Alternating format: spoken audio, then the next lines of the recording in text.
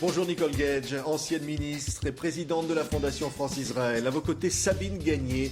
On peut dire que vous êtes une descendante de Juste. Vos grands-parents ont sauvé des Juifs pendant la Seconde Guerre mondiale. Et si vous êtes ici à côté donc de la présidente de la Fondation France-Israël, Nicole Gage, c'est parce que comme chaque année, vous avez organisé un voyage en Israël avec tous ces jeunes qui sont allés là-bas rencontrer les descendants, ceux qui ont été sauvés par une partie de leur famille, par ces Justes.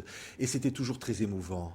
Mais oui, effectivement. La Fondation France-Israël, qui a pour vocation de rapprocher les Français des Israéliens dans le domaine de l'agriculture, des technologies, sur tous les champs, si vous voulez, a voulu quand même consacrer un petit temps de mémoire et le faire en essayant d'informer tous ceux qui ignorent encore que la France de la Seconde Guerre mondiale n'a pas été qu'une France de collabos, qu'elle a aussi connu ses héros, ses Justes parmi les nations, qui, au péril de leur vie, se sont élevés contre la barbarie nazie et ont sauvé des Juifs. Oui.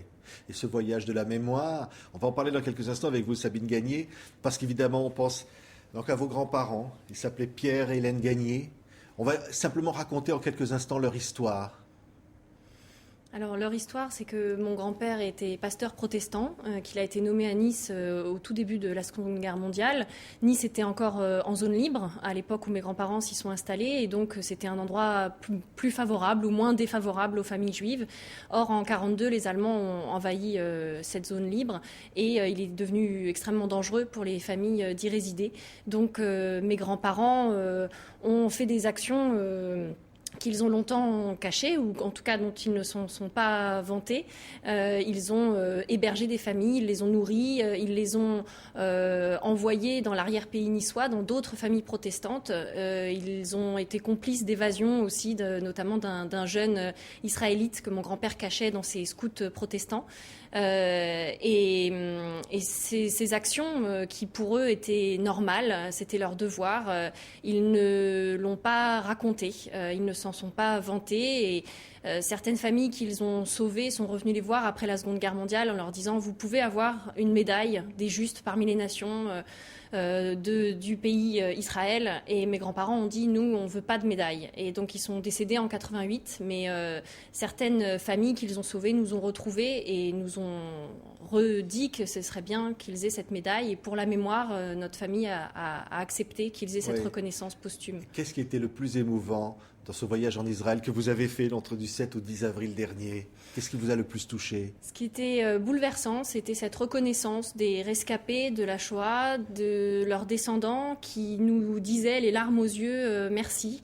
Merci pour ce que vos grands-parents ont fait pour nous. S'ils n'avaient pas fait ce qu'ils ont fait, nous n'aurions pas pu vivre, nous n'aurions pas pu faire notre famille et continuer à vivre. Et ces larmes sont extrêmement bouleversantes et nous font prendre conscience encore plus du geste qui était anodin pour nos grands-parents et qui en fait voulait dire beaucoup.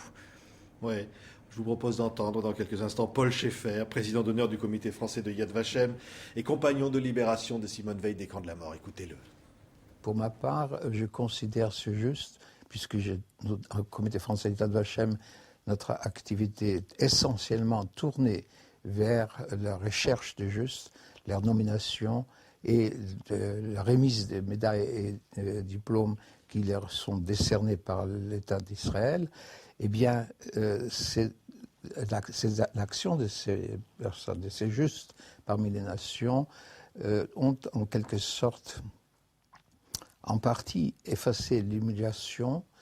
Ils étaient une sorte d'étoile qu'on n'aperçoit que la nuit.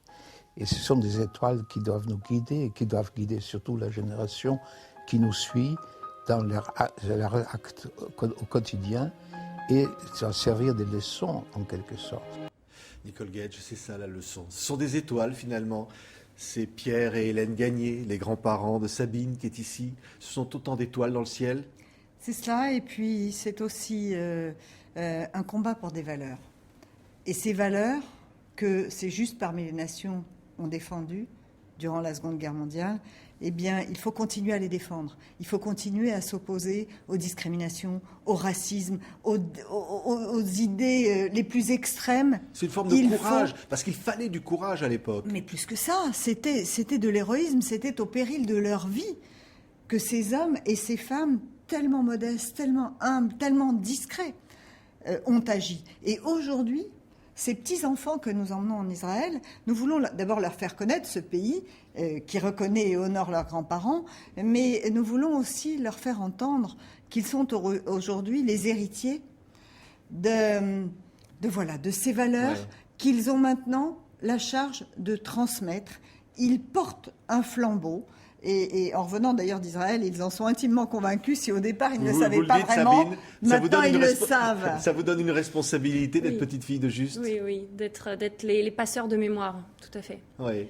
Et puis tout ça nous fait dire qu'il reste de l'espoir pour que demain soit meilleur, en sachant que encore aujourd'hui, il nous faut nous battre, il nous faut résister. Alors avec des jeunes qui sont bien préparés, qui ont tout entendu de la leçon de leurs grands-parents, avec la parole qu'ils peuvent porter auprès des jeunes générations, ça va aller bien demain. Oui, ils Et sont partout. là, ils sont Et l'avenir, ils sont l'avenir, ils sont Absolument. l'espoir. Mais au-delà, comment en Israël on réagit par rapport à eux? Comment on les accueille? Et comment on dit finalement c'est une sorte de famille qui se reconstitue, c'est ça? Alors d'abord, les petits-enfants finissent par former entre eux une Oui. famille parce qu'ils ne se connaissent pas en arrivant et ils comprennent qu'ils portent un destin commun.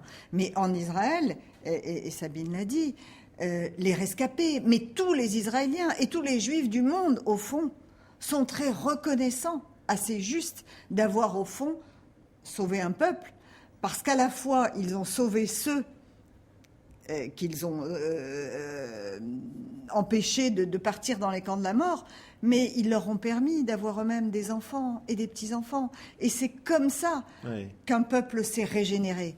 Et c'est comme ça, aujourd'hui, qu'Israël peut exister, qui a été construit sur les cendres, en réalité, des millions de victimes de la Shoah, mais c'est aussi sur les valeurs de leurs grands-parents qu'ils construisent cet avenir. Oui. Donc aujourd'hui, si vous voulez, ce qu'il faut bien comprendre, c'est qu'on a tous besoin les uns des autres, que la France, dont le souvenir dans l'image a été beaucoup terni, doit quand même être comptée parmi les pays qui ont sauvé un maximum de Juifs pendant la guerre. En réalité, 75% des Juifs de France ont eu la vie épargnée. C'est grâce aux Justes parmi les nations. C'est bon de le dire et de le rappeler. Merci. En tous les cas, Nicole Gage est venue porter ce message, donc présidente de la Fondation France-Israël, et Sabine Gagné est venue parler de ses grands-parents qui ne sont plus, sont décédés donc en 1988, mais ils étaient là, présents, et notamment à l'occasion de ce voyage émouvant. Merci à tous les deux d'avoir été les témoins de TV5 Monde. Merci.